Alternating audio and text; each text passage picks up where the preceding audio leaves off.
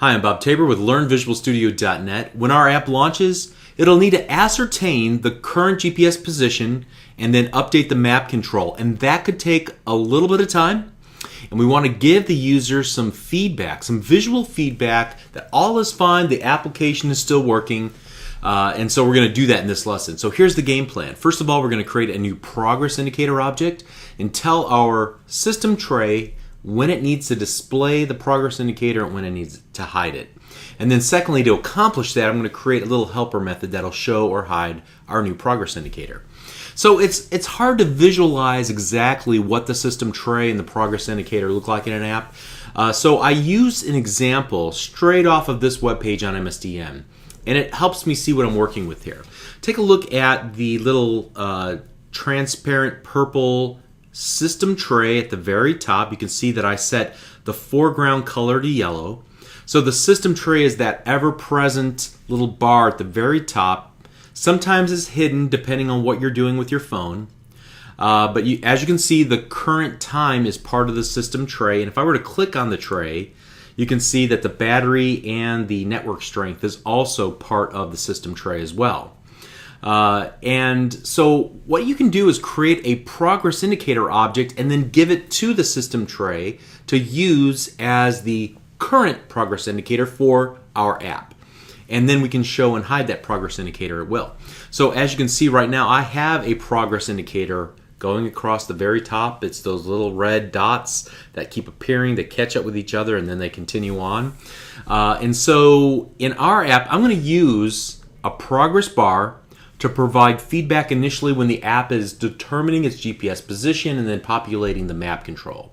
And so I'm going to write some logic that will hide and show the progress indicator as I need it. So our first job here, our first matter of business is just to close down this little example. Back in our AroundMe app, I want to create a progress indicator when the main page has loaded. So in our main page loaded event, right before we update the map, what I want to do is I'm going to reference the system tray. And as you can see, I don't need to do anything special. It's already part of the Microsoft.phone.shell that we've added to, let's see if that's part of this. Yeah, it's part of our using statement for the namespace we already have loaded by default. So we're getting a reference to our system tray. And then we're going to call the progress indicator. We're going to set the progress indicator into a new instance of progress indicator. All right, so that is our app's progress indicator to work with. And now what we want to do is actually show and hide it. So to do that, I'm going to create a little helper method. I guess I'll put it right here. And it'll be private static void set progress indicator. And we'll pass in whether we want it visible or not. So is visible is Boolean. And then what we'll do is just call the system tray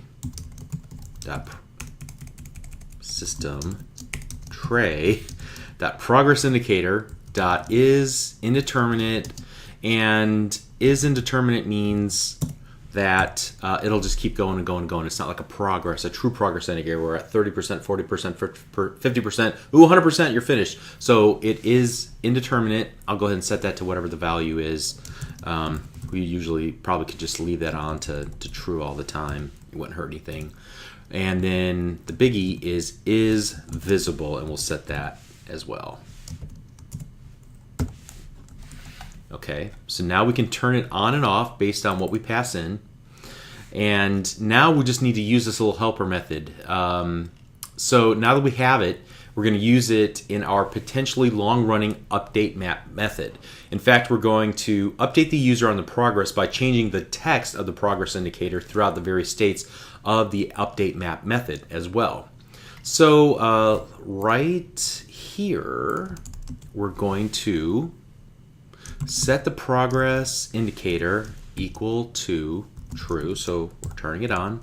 And then also system tray dot progress indicator dot text equals getting GPS location.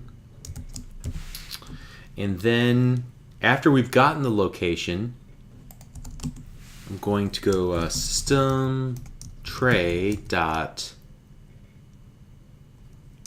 progress indicator dot text equals acquired.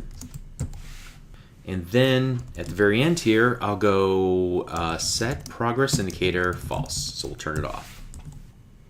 And so let's go ahead and run it. Now, if your internet connection is fast, you might blink and miss the action here. But if the user has poor reception on their phone, it could be the only thing letting them know that the app is still functioning. Okay, there's going, getting GPS location. And yeah, we didn't really see the message of acquiring. However, we did see the first part, the getting GPS location part. Okay, in the interest of making our update map method a little more robust, what I'm going to do is actually wrap a try catch around, let's say right here. So I'm going to do try. I'm going to move all of this inside of the try. And then let me go ahead and move some of this stuff in. And then I want to catch two potential scenarios here. Catch unauthorized access exception. And so here I want to put message box.show location is disabled in phone settings. So basically this, if the user doesn't allow us to use the GPS on the phone, then we need to let them know that that's a problem, and so we want to show them a message that says as much. Or if there's any other problem, then we want to catch that as well, and we'll just do a message box.show ex.message. It's a little bit lazy on our part, but it'll be just fine. Let me go ahead and wrap that with a block. Okay, now I feel better about this. So as we're moving through our project, we're just looking for these opportunities to improve the code a little bit, and so that's a good spot for that.